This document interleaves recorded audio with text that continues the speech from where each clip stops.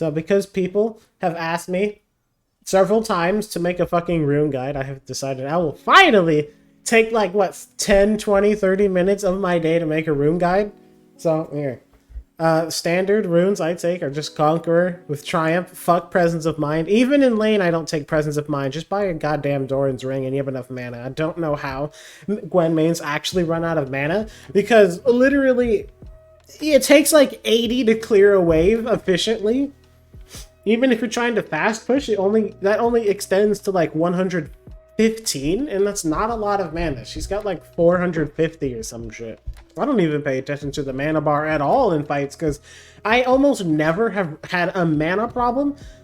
As even like without Doran's Ring, actually, I don't have many mana issues, so I don't know why so many people are hell-bent on Presence of Mind. Just go Triumph, it's so much better. Plus 20 gold, and you heal 10% of your missing health in a fight. It's like you have a miniature Death's Dance, and everybody loves Death's Dance, right?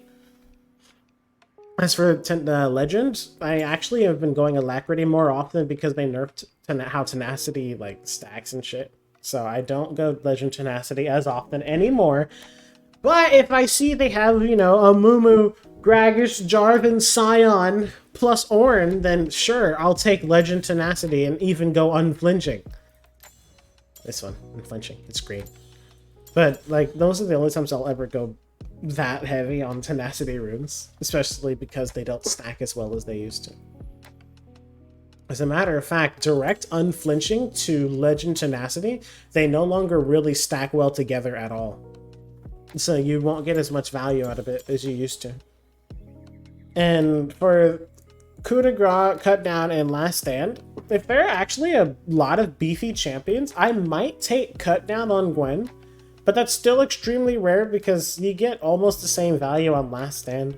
I'm also finding... I tried Coup de Grace for a while, but I'm always 1 HP, so why the fuck not? Would I just go Last Stand? And if I'm, like, snowballing a game, and then Last Stand just comes in clutch if I ever get caught out, and I have to fight for my life type thing.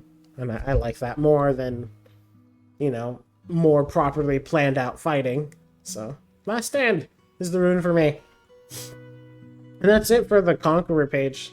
For secondaries, I favor Absolute Focus with Gathering Storm just because I like damage. I like numbers. And when numbers are big, so is my damage, right?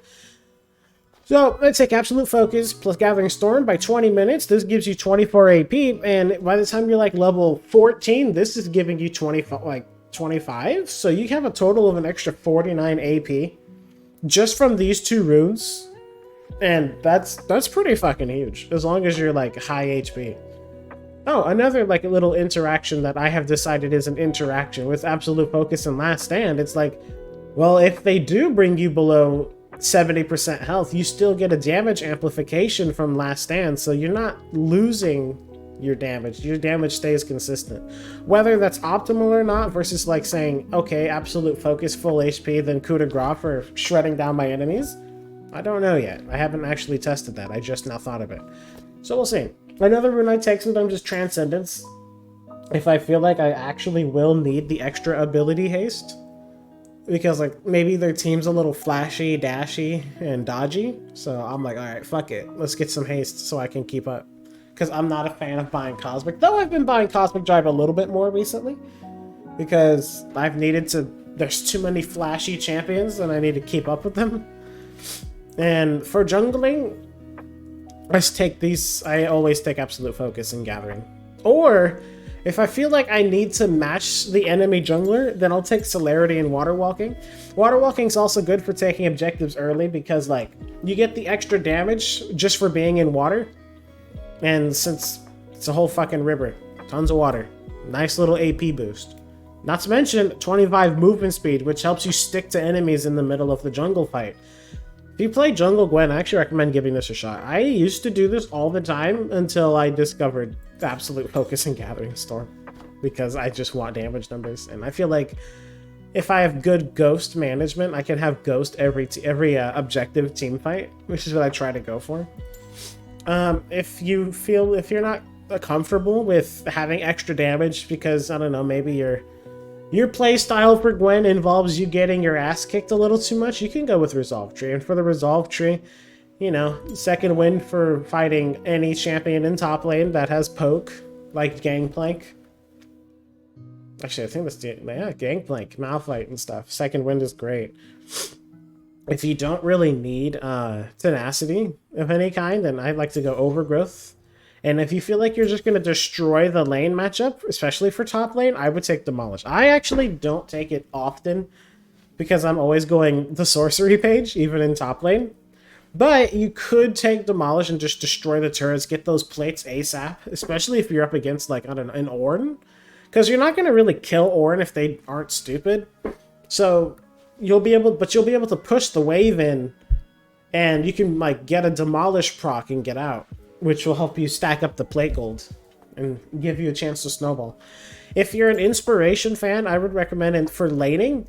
Honestly, I like Biscuit and Time Warp. I don't play Inspiration, but when I did play it, I would always take these two just because the extra movement speed would help me get out of like little itty-bitty situations that movement speed was a factor. Take the Jax and Gwen matchup, for example, because Jax has 10 extra MS on you. He can actually catch up to you with the E in really stupid ways. So that little movement speed boost plus the instant health gain is pretty good. It's pretty good. I like it. You can really catch people who try to dive you off guard. But this is also really... I feel like it's mostly designed and tailored to people who buy Corrupting Pot. So if you don't buy Corrupting on Gwen, which pretty much no one does, it's probably not going to be your rune choice. Approach Velocity.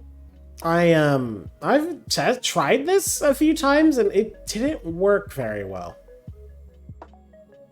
I don't know why. It just feels like it doesn't do enough or even anything. Cosmic Insight, it's goated. It's fucking Cosmic Insight. Everybody knows this is goated. It's great. Magical Footwear is really good too. Free boots and 10 base MS increase for Gwen on those boots, which lets you stick to your enemies and maneuver around the map that much better. It also deletes the Jax advantage if you're up against Jax. Although I'm not sure you're going to take Inspiration into a Jax. You're probably going to go like Bone Plating and Overgrowth, I feel like. Maybe even Conditioning. Or if you're just me, you'll just take these into Jax, because these are my defaults. Okay, so that's enough for secondaries. Actually, that's not enough for secondaries, because I forgot. Sudden Impact and Relentless Hunter. A lot of people ask about Ultimate Hunter, which I feel is also a good choice, because you get a faster ult, obviously. And that can be really useful. But I don't find it's actually an imperative choice. Like, you can always just take Treasure Hunter. And me, personally, I take Relentless Hunter, because when out of combat, you get a shit ton of movement speed after you get all your stacks. And it's really good for maneuvering the map pretty quickly. Securing farm from lanes that are empty. Maybe you want to do a split push and get out really quickly. And I've also had Relentless Hunter save me from getting collapsed on several times. A well-timed W plus the basically mobility boots. Passive activating, and you just get out. It's wonderful. Although this, I would say, is pretty strictly for jungling and maybe mid lane. You're not going to want to take this top lane, ever. It's not great. I mean, I guess if you want, you could do Sudden Impact and Eyeball top lane. I haven't had much success with it, but if you like the color red that much, this could be your top lane choice. Maybe even Taste of Blood. For that extra bit of healing and, you know, sustain in lane. It would help. Lethal, people ask me about Lethal Tempo, which I also like. But I only really take it if I'm going to do an on-hit build like Wit's End or Blade of the Ruined King. Other than that, I really don't take Lethal Tempo because I like more damage. In Conqueror, despite people for some reason believing it's a healing rune, it's really not. It's just fucking damage. It gives you 4.5 AP per stack, or 4.5 AP per stack, stacking 12 times, which is roughly 54 AP total. And that's pretty huge. Getting an extra 54 AP in combat. And then if you have Death Cap, you add a 35% of 54 for a total of like fucking 72 AP. Don't think those are exact numbers, by the way. It could be more or less, but it's like approximately 70, right? 70 extra AP. I'm gonna say 72. I'm gonna stick with that number. So I love that. People say you can take fleet footwork in the jungle, but they also just buffed sustain in the jungle for fleet. So I don't think fleet is as good as it used to be. Like, I guess if you want to have peak HP, full HP bar going to Scuttle, it'll be great. And there is the added little stickiness to enemies, because you get the extra burst movement speed and that 80 bit of extra sustain too.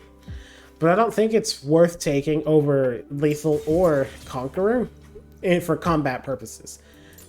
Press the Attack is a rune I used to enjoy. When I used to play it, it was really good for a single target one-shotting enemies early game and getting that little bit of extra pressure, but this was also strictly a jungle rune. Granted, it also helped with ganks, because if you gank and you proc press the attack with just 3 autos, you and your ally do 12% bonus damage to the target, which is a lot. So, and it also helps late game if you decide you're not going to be the assassin of your team, which honestly you probably should be, then you can proc press the attack and just give your team 60% total bonus damage against a single target. Which, that's a fucking lot. It's a lot of extra damage on one person. It's really good for shredding down the tanks, but that's kind of a supportive-ish playstyle. And it's good for one-tapping ADCs with 3 autos, because the proc plus the follow-up auto will do tremendous damage. And that's it for these keystones. I don't play any of these on Gwen. They're all terrible. And I tried Phase Rush. It was awful. Don't recommend it. I mean, you can probably summon Aerie if you're weird. Like, if you were a Riven summon Aerie fan, maybe you can pull off summon Aerie. But for primary runes, I never use either of these pages. Or this page. Sometimes this page. Because a First Strike, which always gets paired up with Magical Footwear, Futures Market, and the goated Cosmic Insight. With this all together, you get a shit ton of money. That's pretty much the whole point of this rune page. And it fares well with the Domination Tree for Sudden Impact, plus Treasure Hunter because of the lethality on your dash, giving you extra damage to add to the First Strike gold bonus and damage bonus, giving you that much more money in like per proc. It's pretty effective. Actually, that's it. It just gets you a shit ton of money, and it's got a lot of front-end burst damage. It does not pair well with Riftmaker, however. You pretty much have to go Proto Belt or Night Harvester in order to get the full value out of this rune page set. You could potentially go Gathering Storm and Absolute Focus or Transcendence, and if you're if you just don't want the attack speed, you want to try to milk even more damage, you could potentially grab Adaptive Force instead of the attack speed rune, which I have done a few times along with these two, just to get that much extra AP early. It's pretty damn strong. It's pretty effective. I love how the chat's talking about Seraphine right now. And another rune I used to take for jungle and have toyed with a little bit is Unsealed Spellbook. Basically, with Unsealed Spellbook, you get to change one summoner spell, including your Smite, by the way. You get to change, including Smite, to anything else. Teleport, Barrier, Cleanse. I think Clarity is even an option. But in this case, what I like to do is at 7 minutes, because that's when I think that's when you get your first change, right? That's okay, 6 minutes. So around 6 minutes, 7 minute mark, you get to switch your summoner spell, right? And what I like to do is switch it to Ignite, so then I'll have Ignite plus Ghost to fight my first enemy. Or maybe second, depending on how early game went. So you get 2 summoner spells for the combat, so like you can gank bot and you can Ignite the ADC, so when they burn heal, it just doesn't get any value. And, you can probably shut that down. And the next pick I would take after I think it's after 5 minutes. Yeah, first swap is 5 minutes. So 5 minutes later at about 12 minutes, typically there's going to be one enemy who's fed or that you just need to kill first in a fight. So taking Exhaust for that next objective fight, or maybe just the next gank, is really good at, shutting down their damage and letting you and your ally stick to them, because they're exhausted. They're not going to kill you either. They're exhausted. All their damage is fucking gone. So this one is really good for utility playstyle. But you're sacrificing a lot of gold income because you're not doing first strike and a lot of like team fight damage. So your late game is actually at its weakest with Unsealed Spellbook. Granted, though, you can take any build you want. Night Harvester, Proto Belt, Rod of Ages. What's the other one? Riftmaker. You can take all of them with this rune. But yeah, this, and then like my favorite play, I think, is switching my what's it called, Smite to Teleport, and then I go bot lane right at like 20 minutes, because if you're the jungler in your bot lane, the instinct for the enemy is to go to Baron. So you tell your team to put a ward down there, and then you just TP and start a full team fight while they're all weakened by Baron, not suspecting you to teleport. It's a really good play to throw off the enemies, but that's about it. Like I said, it's utility and mind games with Unsealed Spellbook. So if you're one of those Giga Brain players, go for it. It's pretty damn good. As for a minion dematerializer, Gwen kind of shreds minions already, so there's literally no need for this, ever. I mean, I guess if you play support Gwen, Relic Shield proc for free on cannon? But why? Why are you Gwen support? Alright, that's about it for runes. I tried Overheal. I mean, you could take Overheal. It gives you a little bit of an extra shield. But honestly, Overheal is kind of a undertuned rune, in my opinion. It's not that great, unless you're Aphelios, because you can stack shields on shields. Presence of Mind, I don't know, it just doesn't feel key. Like I said, I never run out of mana. I don't have mana problems, so I don't see a point in this. Anyway, that's it for the rune guide. If you have more questions, I will answer them in the comments. Thank you for watching.